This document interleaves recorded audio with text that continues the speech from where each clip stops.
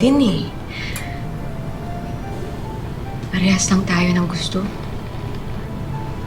Yung tahimik na buhay. Pero paano natin makukuha yun kung hindi natin nabibigyan ng hustisya yung mga mahal natin sa buhay? Pag nakuha natin yun, malay mo balang araw, umalik ang lahat sa dati.